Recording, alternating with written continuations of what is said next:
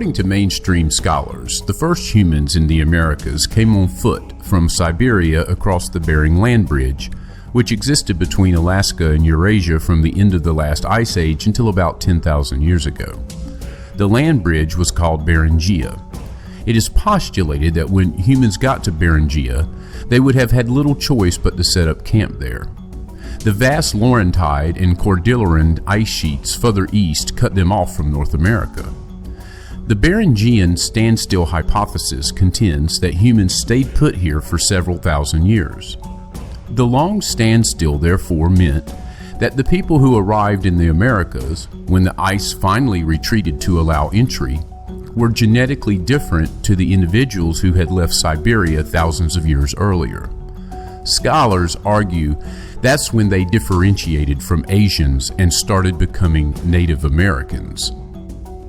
However, a 2015 Harvard study proposed there was more than one founding population of the Americas. The indigenous populations of the Americas, the team found, have distant genetic links in common with the people of Australia, Papua New Guinea, and the Andaman Islands. This means, says Pontus Skoglund of Harvard University, that people came into Beringia over different times during the standstill and went on to populate different parts of the Americas. Those early dispersals are still reflected by differences in the genomes of people living today. So, let's stop here and ask a very simple question. If genetic links were found between Australia and populations of the Americas, why would one initially assume that this Australian genetic derivative must have spent time in Beringia? Perhaps a more interesting observation of academia's currently morphing narrative, as it relates to this topic, is that mainstream research has rendered some very significant date changes in its current paradigm. Archaeological evidence has been found of people living in a cave system in the northern Yukon Territory of Western Canada called the Bluefish Caves that dates to as early as 24,000 years ago. It was previously believed that people had only arrived in this area 10,000 years later. And then there is a site called Monteverde in southern Chile where evidence of human occupation dates between 14,500 and 18,500 years ago. The conundrum facing the mainstream view is reinforced by more of its own theories. Ice sheets still covered North America 18,500 years ago, making journeying south difficult. How did people arrive in southern Chile so early? The leading theory says a gap opened up in the ice. But even in mainstream academia, there always seems to be a better alternative explanation. These early people could have traveled by boat, taking a route along the Pacific coast. There is no archaeological evidence to support this idea, but that is not entirely unexpected. Wooden boats are rarely preserved in the archaeological record. So, there you have it. That is the mainstream academic state of affairs regarding how humans arrived in the Americas. The scholars, faced with the fact that people were populating the Americas about twice as long as they had previously determined, still remain intractable when arguing that everyone must have arrived through Beringia. There's a very simple explanation for this apparent narrow-mindedness.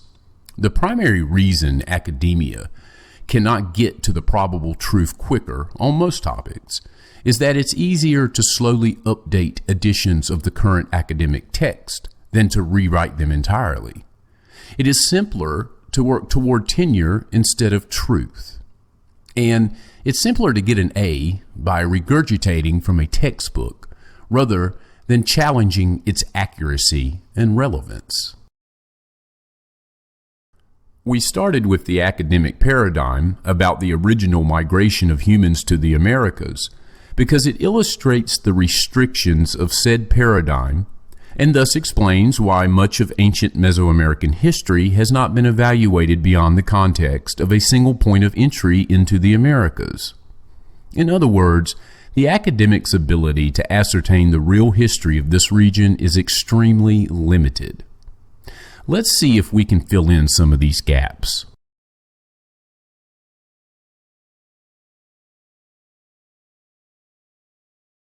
Zecharia Sitchin makes the best arguments for the South American connection in his book, The Lost Realms.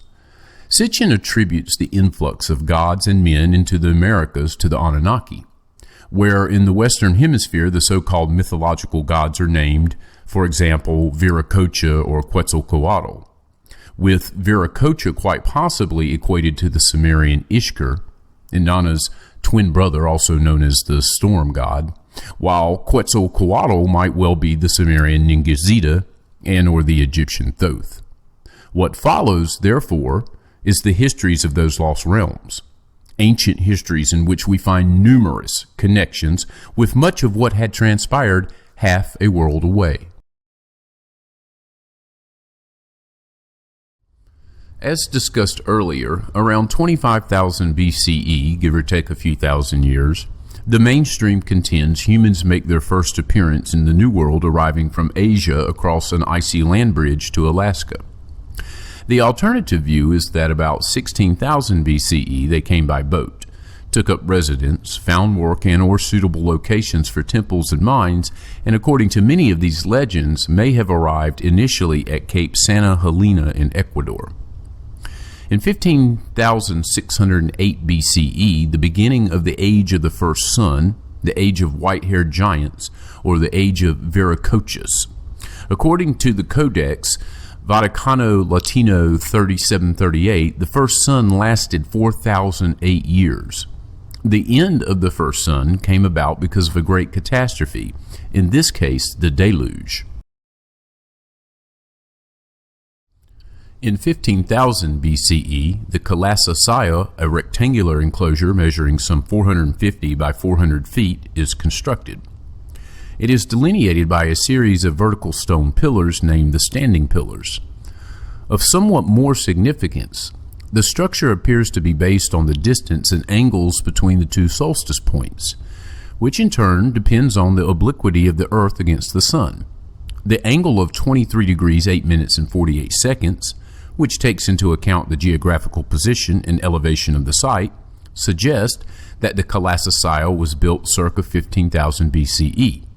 The man figuring this date, Posnansky, later accepted the correct angle of obliquity to be 24 degrees 6 minutes and 52.8 seconds, leaving a choice of two other dates, 10,150 and 4,050 BCE. But the 15,000 one could be the correct date depending on the data used. Meanwhile, the 4000 BCE date is more in line with the dates of the megalithic remains in Cusco and Machu Picchu. Posnansky also concluded that the first phase of Tiahuanaco was built when the lake level of Lake Titicaca was about 100 feet higher and before the whole area had been engulfed by an avalanche of water, perhaps the famous Great Flood circa 11,600 BCE. He also concluded that the city had been settled in 3 phases and by 2 races. Tiahuanaco is at 13,000 feet elevation, and that's similar to the Twin Peaks of Ararat at 17,000 and 13,000. Lake Titicaca gets its name from one of 2 islands where legends tell the rays of the sun had struck Titicaca, the sacred rock, as soon as the sun appeared after the deluge. It is therefore known as the Island of the Sun. It was there, at the sacred rock, that Viracocha granted the divine wand to Manco Capac. Titi, by the way, is the name for either lead or tin. This might suggest that Titicaca was one of the primary sources of tin. In 11,600 BCE, we have the deluge and the end of the age of the first sun. According to the Mexica Nahuatl timetable, the deluge occurred 13,133 years before the time of writing the Codex. This suggests 1533 CE for the date of the Codex, or 14 years after Cortez. This is also the time of the beginning of the age of the second sun, also known to the Aztecs as the Golden Age and the Age of Giants to the Inca. This age lasted 4,010 years and ended with a calamity involving the wind serpent. In 11,000 BCE, the Paleolithic shifts to the Mesolithic era in the Near East. The ages of man, according to Greek and biblical sources, were the stone, clay, gold, silver, bronze, and iron. In 7590 BCE, we have the beginning of the age of the third sun, the age of the red-haired people, the first to arrive in America according to the Aztecs and presided over by the fire serpent, or the age of primitive man according to the Inca. According to the chronicler, whose name I will not even attempt, these people were the survivors of the second age who had come by ship from east to the New World, settling in the area he called Botan Chan. They encountered their giants who also survived the second age and became enslaved by them. The third sun lasted 4,081 years and ended, possibly due to quakes and storms. In 7400 BCE, Neolithic, or the Stone Age, begins in the Near East, reaching England by 3000 to 2500 BCE. It was during this period when men began to obtain gold and copper. Both were immediately workable. For example, did not require mixing or smelting, because they are found in their natural state often as nuggets. But while gold was just as available as copper and had the advantage that it did not oxidize, Near Eastern man of this early millennia did not utilize the gold in any way, while at the same time did not limit his use of copper. The ostensible reason is that gold belonged to the gods. Gold would not be used for adorning temples and palaces for another 5,000 years. The orientation of the megalithic walls in Cusco and Sacsayhuaman suggests that they are positioned for the era of 4000 BCE to 2000 BCE. The legendary three windows of Machu Picchu were, however, considered to be much earlier. The founding of Cusco and Sacsayhuaman may correspond in their timing to an event in Sumer early in the 4th millennium BCE, when the Anunnaki head gods Anu and Antu paid a visit to Earth. A ceremonial meal began with a ritual washing of hands on a celestial signal, the appearance of Jupiter, Venus, Mercury, Saturn, Mars, and the Moon, allowing scholars to date the event. It was a major event in the early histories of mankind. At this time, 12 became the hallowed celestial number and 7 the sacred terrestrial number. In addition, a point was chosen, the spring equinox, and the zodiac house in which the sun was seen at that moment was declared the first day of the first month of the new year. All research of the earliest records demonstrates that this was in the zodiac house or age of Taurus, because the precession of the equinoxes, a 25,920-year time period, it was necessary some 2 millennia after the calendar was begun in Sumer to order a reform of the calendar and select as the fixed point the house of Aries. But despite the passage of the age of Pisces and the oncoming age of Aquarius, we're still using the Aries zodiac. Maybe it's time to change to Aquarius time. Meanwhile, around 3800 BCE, the Sumerian civilization blossomed out, at which time real mining, processing ores, and metallurgical sophistication appeared on the scene. This was a complex and advanced body of knowledge that the ancient people said was given to them by the Anunnaki. Astonishingly, by 3700 BCE, every culture in Mesopotamia, but not Mesoamerica, was based on metalworking. This included silver, requiring extraction from veins inside rocks, lead, requiring chemical processing in a furnace, casting of metals, and tin. It is noteworthy that by 3500 BCE, the Sumerian text had no less than 30 terms for varieties of copper, be it processed or unprocessed. There were even white stones or colored minerals obtained by mining. This metallurgical stage is reached in Egypt around 3200 BCE, and by 2500 BCE, the entire region between the Nile cataracts and the Indus is metal mined. The Chinese were also starting metallurgy at this time, but did not become true metallurgists until the Liangshan period between 1800 and 1500 BCE. In Europe, the earliest metal objects are hardly earlier than 2000 BCE. In 3509 BCE, we have the beginning of the age of the fourth sun, the age of the black-headed people according to the Aztecs, or the age of heroes according to the Inca. This is the era in which Quetzalcoatl appeared in Mexico, tall of stature, bright of countenance, bearded, and wearing a long tunic. His staff, shaped like a serpent, was painted black, white, and red. The staff was inlaid with precious stones and adorned with 6 stars. It was during this era that Tollan, the Toltec capital, was built. Toward the end of the fourth sun, wars between the gods were taking place. The gods' war brought havoc to the land. Wild animals overran mankind, and Tollan was abandoned. 5 years later, the Chichimec tribes, also known as the Aztecs, arrived, and the fifth sun, the Aztec era, began. The fourth sun had begun 5,042 years before the time of the Codex Vaticano Latino 3738 in 1533. The time the fourth sun ended is not stated, but the Codex was written during the fifth sun.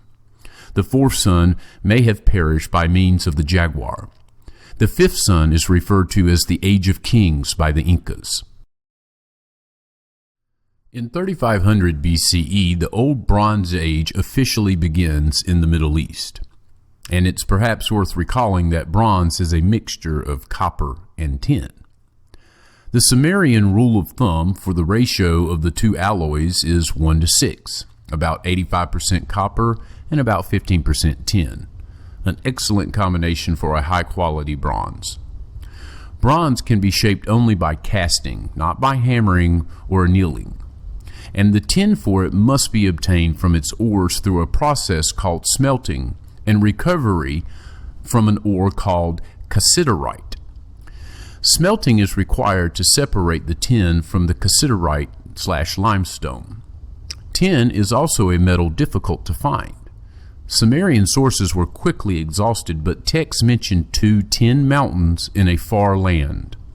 In some legends, Inanna may have had to transverse mountains to find its place. The Sumerian word for tin is Anna, literally heavenly stone, while bronze was called zabar, gleaming double metal. Meanwhile, in 3172 BCE, other innovations were being conducted on the Mesoamerican plain. The date of 3172 BCE corresponds to a grid laid out which connects Tiahuanaco, Ollantaytambo, Cusco, and Machu Picchu. Ollantaytambo might have been a stronghold like Sacsayhuaman or Baalbek in Lebanon, or, according to Zecharia Sitchin, a spaceport. The grid was a precise 45-degree angle to the equator, as in Mesopotamia to Baalbek. The Anunnaki first anchored a landing corridor on some outstanding geographical feature, for example, Mount Ararat, then inclined the corridor at a precise 45-degree angle with the equator. In post-diluvial times, when the spaceport was in the Sinai Peninsula and the landing place for airborne craft at Baalbek, the grid followed the same exact pattern. August 13th, 3113 BCE, is the enigmatic day 1 of the Mayan calendar's long count.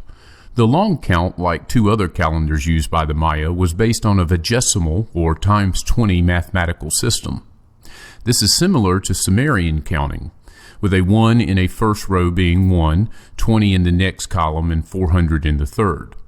The roots of the African Olmec's arrival, according to Sitchin, must be sought in the mysterious beginning date of the long count. In 3100 BCE, the Sun Temple was built at Heliopolis in Egypt. Between 2900 and 2800 BCE, Enki, also known as Oannes, builds Stonehenge I, approximately the time of the Neolithic arriving in England. Stonehenge I was fairly simple compared to later Stonehenges. In 2600 BCE, the great surge into the Bronze Age in Sumeria slowed down at this time. Dwindling supplies of tin could be seen in the lowering of the percentage of tin in bronze, down to as little as 2%. This implied a distinct lessening of the quality of the bronze. More tin was needed. a search team was organized for the purpose of finding a better supply of tin. 500 years after Point Zero, the Mayan Day 1, 4 Ayar brothers and 4 sisters were sent to find Cusco with the aid of a golden object. One was Perua Manco, whose sister bore him a son, Manco Capac. Manco was the first Inca, and the builder of the temple of the great god Viracocha. He established a line of 62 kings which ruled at Cusco, and which included 16 semi-divine rulers, sons of the sun god, of which Manco was the first, and 46 priest kings. All Andean legends of beginnings commence on the shores of Lake Titicaca, at a place called Tiahuanaco. Cusco had been established by the children of the sun, who had been created and instructed at Lake Titicaca by the creator god Viracocha. Viracocha, according to Andean legends, was a great god of heaven who had come to earth in great antiquity, choosing the Andes as his creative arena. According to one Inca version, the first monarch, Manco Capac, exited from Lake Titicaca through a subterranean path. He was the son of the sun and was given by the sun a golden wand with which to find Cusco. When his mother went into labor, the world was in darkness. When he was born, there were lights and sounding trumpets, and the god Pakhakamak declared that the beautiful day of Manco Capac had dawned. Another version claims that the true ancestors of the Incas were immigrants from somewhere else who had arrived in Peru by sea. In this version, Manco Capac was the son of a sailorman, a king called Atuba, who had arrived on the Peruvian coast with 200 men and women and disembarked at Rimac. From there they went to Ica and thence to Lake Titicaca, the place from which the sons of the sun had governed the earth. Manco Capac sent his followers in 2 directions to find those legendary sons of the sun. He himself wandered many days until he came to a place that had a sacred cave. The cave was artificially hewed out and was adorned with gold and silver. Manco Capac left the sacred cave and went to a window called Capac Toko, meaning royal window. As he came out, he was dressed in golden garments he had obtained in the cave, and by putting on those garments, he was invested with the kingship of Peru. It is noteworthy that the different versions involve the arrival from a distant shore by way of the sea, a trek with proper tools to find the critical resources, and then a reward for one having hewed out the cave or mine. Plus, it was all about the gold and a sacred cave. Around 2500 BCE, according to wholly unrelated sources, Indo-Europeans may have crossed the Pacific and settled on the peninsula of Santa Elena, now Ecuador, which, with its nearby La Plata Island, juts out into the Pacific. This is the name-lap tale of the first settlements, what is called a Valdivian phase, and supposedly occurred before the 2 waves of African giants and Mediterranean bearded ones. In this connection, it is worth noting that stone tablets found in the northern Andes show a hero wrestling and defeating 2 lions with his bare hands. Such a tale is similar, of course, to those attributed to Gilgamesh around 2900 BCE, and later Hittite versions. Of course, there are no lions in South America.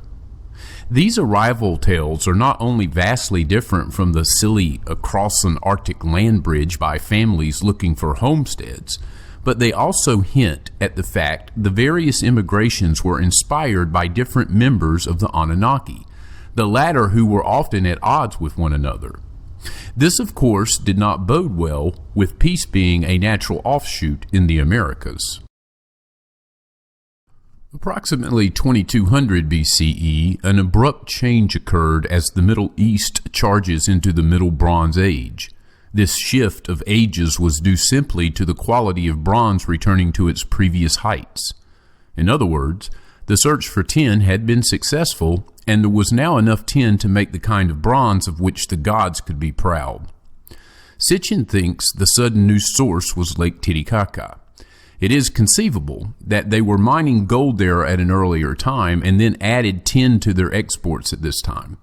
This may be the 10 mountains previously mentioned. Bolivia is still a major source of the world's tin.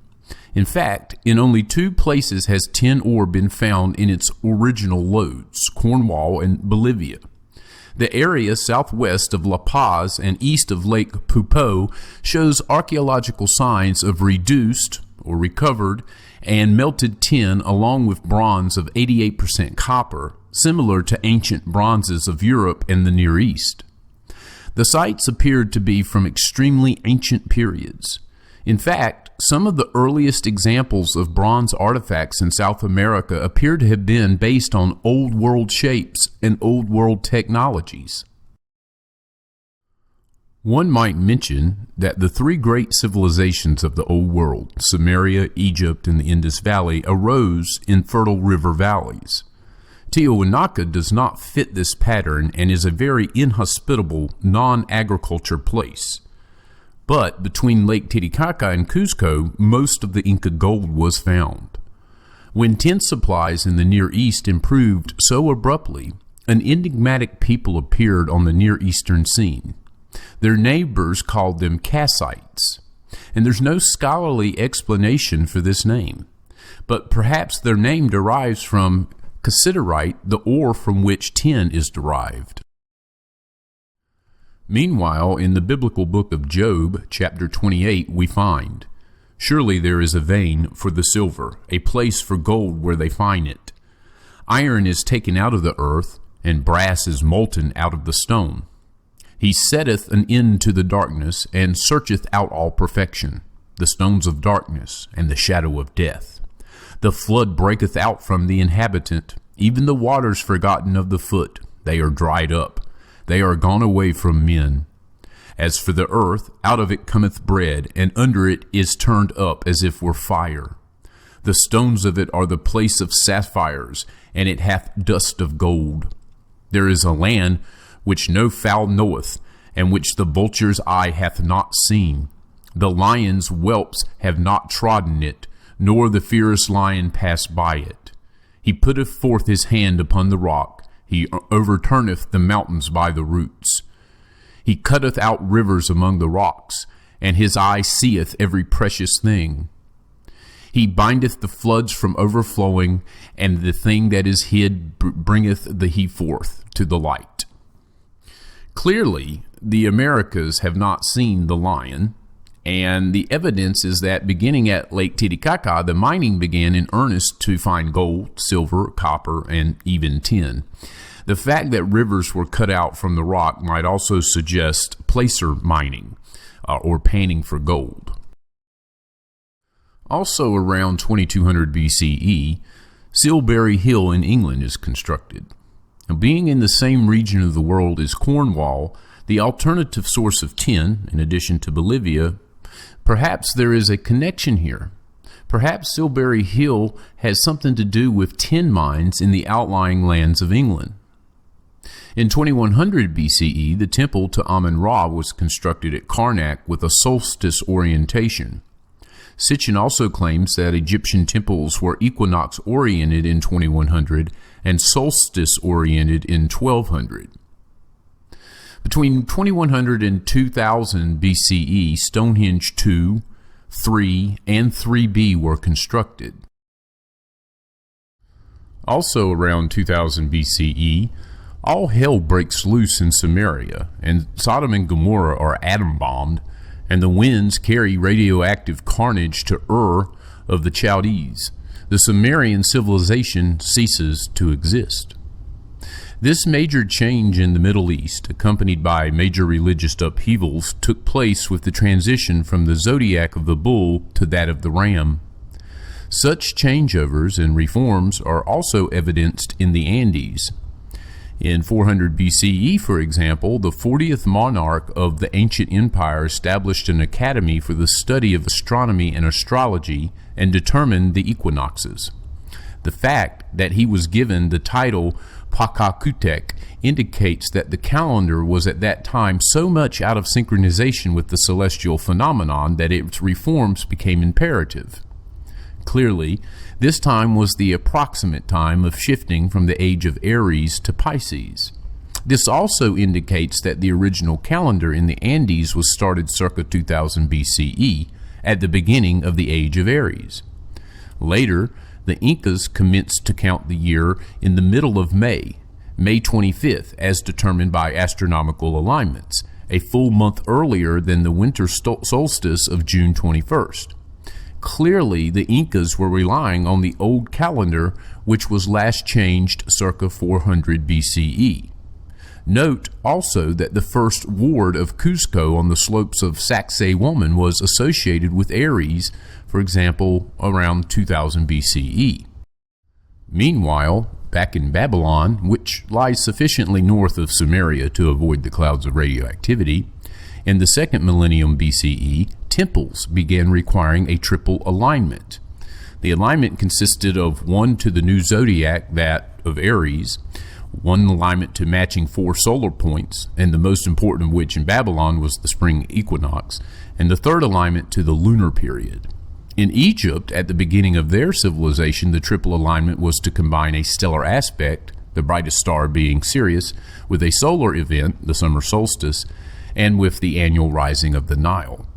This triple coincidence happens only once in about 1,460 years, suggesting that the Egyptian point zero, when its calendar count began, was circa 3200 BCE. This triple alignment would appear to be a Ptah or Inca-inspired concept in Egypt, with his son Marduk doing the same in Babylon. On the other side of the world, at the beginning of the second millennium, the Olmec civilization sprung up along the Mexican Gulf Coast. It was in full bloom at some 40 sites by 1500 to 1200 BCE, the date of the colossal heads. It stretched across Mesoamerica by 800 BCE. By the beginning of the Christian era, the Olmecs abandoned their sites and even attempted to bury the colossal heads. Whoever gained access to the sites afterwards made every effort to destroy them. From the archaeological record, the Olmecs appear to have been miners, having come to the New World to extract gold and other metals. The legends of Votan, for example, speak of tunneling through mountains. Votan, whose emblem was the serpent, a descendant of the Guardians, of the race of Can, came from a land called Chivum. He was the first man whom God had sent to this region, to people and parcel out the land that is now called America. Approximately 1900 BCE, during the reign of the fifth Capac, the time frame of 1,000 years was introduced as a great period, with centuries and periods being 50 years each, similar to the biblical Jubilee year of 50 years. In the reign of the 12th Capac, there is the quote, "Men of great stature, giants who were settling on the whole coast, but they provoked the great God, who destroyed them with a heavenly blast." Looks like the old Anunnaki wars of the Middle East had spread into Middle America. In 1680 BCE, we have Stonehenge 3C constructed. In 1474 BCE, the Olmecs construct Teotihuacan, the Pyramid of the Sun, the Pyramid of the Moon, and other structures, as well as establish great ceremonial centers elsewhere in Mexico. This date is based on radiocarbon dating. The site may have been a place of the gods as early as 4000 BCE, for example, within the fourth Sun period. The peaks of the pyramids of the Sun and the Moon are at the same elevation, even though the Pyramid of the Moon is built on ground some 30 feet higher than that of the Sun's pyramid, the difference giving their peaks equal height above sea level. This arrangement is also seen in the case of the Second Pyramid and the Great Pyramid of Giza. Finally, the Pyramid of the Sun, with a base of 745 feet, fits neatly within the Great Pyramid's base of 754 feet, but has a lower angle of 43.5 degrees. In 1393, in the third year of the reign on the 15th Capac, when good customs were forgotten and people were given to all manner of vice, there was no dawn for 20 hours. That's to say, sunrise was delayed for 20 hours. This was known also as the Day of Darkness and may have been the motivation for the Great Pyramids of Teotihuacan being raised to their monumental sizes. This, of course, tallies with the day the sun stood still for the Jewish people in the aftermath of the Exodus. You can find that in Joshua 10:13. Moving to 600 BCE, we see that the Phoenicians circumnavigated Africa in search of gold for the Egyptian king Necho, thus emulating a feat performed for King Solomon 4 centuries earlier. It was also between 600 BCE and 400 BCE that we see the 2,500 years from the Mayan point zero and 2,000 years since kingship had begun at Cusco. The 40th Capac, in the 5th year of his reign, introduced the leap year and leap century, about 2,000 years before the brain trusts at the Vatican included it in their Gregorian calendar. In 400 BCE, the Olmecs and the Bearded Ones pushed southward into Central America and the northern lands of South America. They probably progressed by boat, possibly commemorating the Andean legends of their arrival by sea of their own ancestors, as well as 2 separate versions by giants. One of these occurred in ancient empire times and the other in Mochica times. At this point in history, the Olmecs and their bearded Near Eastern companions may have been fleeing the uprisings in Mesoamerica during the same time period. The legends point out that the invaders despoiled the land and raped the women, but the invasion does not appear to have gone beyond Chatham de Wantar. Tiahuanaco on Lake Titicaca, for example, was spared at this time. This latter result may be due to some sort of unseen boundary between God-controlled areas. Note, for example, that the megalithic structures in the Andes, at Cusco, Sacsayhuaman, and Machu Picchu, all lie south of the unseen demarcation line between the 2 divine realms of Viracocha and Quetzalcoatl. It was here where the inhabitants could obtain all their water needs from the Urubamba River below. In 200 BCE, whoever had lorded over Teotihuacan picked up and left, leaving the place to become a Toltec city. For centuries, it had been renowned for its tools, weapons, and artifacts. Moving to the Common Era, in 200 CE, the classic Mayan period begins, and it survives to 900 CE. It was at the latter date that, 5 centuries before the Spanish arrival, for reasons unknown, the Maya abandoned their sacred cities and let the jungle take them over. There is the possibility that at some crucial calendar date in the 9th century, a prophesied event failed to occur. All the cycles came together and added up to naught. And so the ceremonial centers and the cities dedicated to the gods were abandoned, and the jungle cast its green mantle over the domain of the serpent gods. At one of their cities, Palenque, a stepped pyramid called the Temple of Inscriptions has a secret internal stairway, and at the bottom of which is buried a ruler named Pakal, who reigned in Palenque between 615 and 683 CE, and who is unusually tall. In the great plaza of Tikal is buried the skeleton of another unusually tall man. And this, of course, is noteworthy because the Anunnaki were reportedly 7 feet or taller. Moving ahead to 600 CE, we hit the 3,500-year mark from point zero. Writing during the reign of the Capacs was revived, only to be stamped out by the priest. In 700 CE, the Toltecs packed up and left Teotihuacan, leaving it a desolate place, and established Tollan as the Toltecs' new capital, which is now called Tula, 50 miles northwest of Mexico City. In 987 CE, a religious conflict broke out among the Toltecs, some demanding that human sacrifices be introduced in order to pacify the war god. The Toltec leader left Tollan with his followers and migrated eastward, emulating the earlier legendary departure of the divine Quetzalcoatl. They settled in Yucatan, which the Mayans had long since vacated. In 1000 CE, the Chimú established their capital at Chanchan, along the coastline in northern Peru. They would flourish until 1400 CE, when the Incas would overwhelm them. Following their victories, the Incas were astounded by the amount of gold that the Chimús possessed, particularly since the gold sources of Peru are in the highlands and not in the arid coastlands. In 1020 CE, the Cusco Dynasty of Incas, a title meaning lord or sovereign, is established.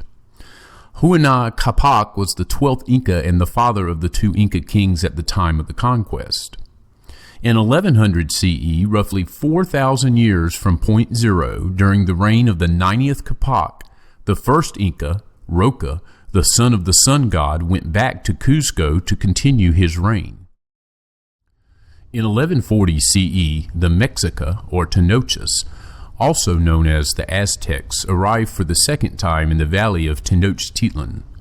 The ancestral home of the Aztecs was called Aztlan, or White Place, and the Aztecs believed themselves descended from the first patriarchal couple, Itzcatl, meaning white cloud serpent, and his spouse Elancu, meaning old woman.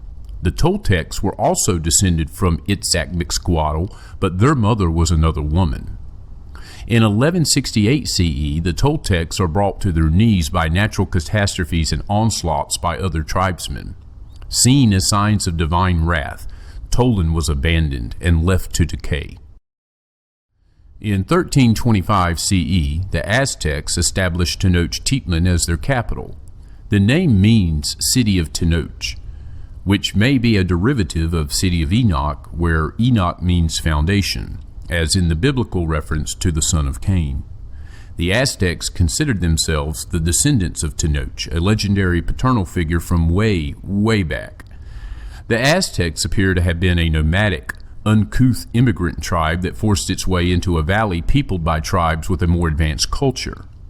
After hiring on as mercenaries, they appear to have managed to overpower their neighbors and borrow not only their culture but also their artisans. One strange aspect is that their cotton was spun on clay spindles similar to those found in the ruins of Troy. That's 2nd millennium BCE. And sites in Palestine, which were 3rd millennium BCE. In their tools and weapons, the Aztecs were in a Stone Age, possessing no metal tools or weapons. Even copper metallurgy had not been developed. For cutting and weapons, they used obsidian chips, and yet they possessed the craft of goldsmiths. Their picture writing in 1500 CE is similar to the earliest Egyptian writing, for example, the time of King Narmer, considered to be the first dynastic king in Egypt. In 1486 CE, the Aztec leader preceding the famed Montezuma on the throne introduced the practice of cutting out the hearts of prisoners and offering the pulsating hearts in sacrifice. It was as if the Aztec civilization had had its progress arrested in its course, or they had imported a higher culture which covered, as a thin veneer, a coarser understructure. In 1519 CE, Cortez landed on the east coast of Mexico at Veracruz and is mistaken by Montezuma, the ruler of the Aztecs, for the great god Quetzalcoatl. In 1530 CE, Pizarro sails from Panama to Peru and began the conquest of the Incan Empire. By 1533 CE, the first Spaniards from Pizarro's party entered Cusco, the Inca capital. Atahualpa, one of the two brothers vying for the Inca throne, was being held prisoner at Cajamarca. Meanwhile, his half-brother Huáscar had removed the oval in the holy city of holies at Cusco and replaced it with a round plate. This oval may have represented the orbit of Nibiru and suggests a similarity between the cult of Viracocha, Brahma with the 7 eyes, and the Israelite Yahweh. There was also a connection with the zodiacal sign Leo, despite the lack of lions in South America, which in turn may connect with the fact that the calendar was begun in Sumer in the 4th millennium BCE, when the summer solstice occurred when the sun was seen in Leo, also known as Urgula in Sumerian.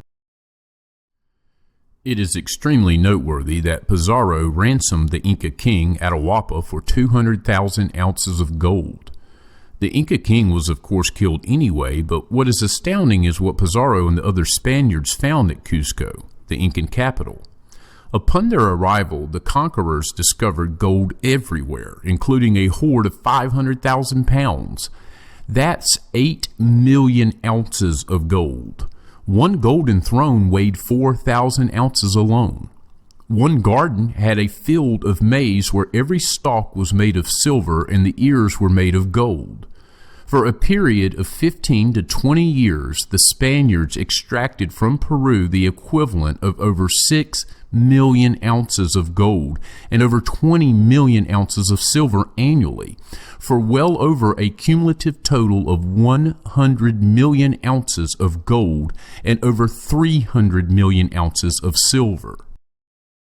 Astoundingly, still to this day, gold seekers are looking for El Dorado. This is because the priests of the Temple of Pacacamac between Lima and Loren allegedly hid their gold from Pizarro.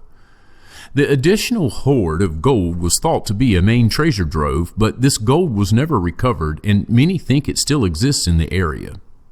It is known, for example, that literally tons of gold were tossed into Lake Titicaca by the natives in order to avoid letting the Spaniards have it. The gold was, according to the natives, sacred to the gods, and perhaps it still is. The archive is aware that this presentation is rather lengthy.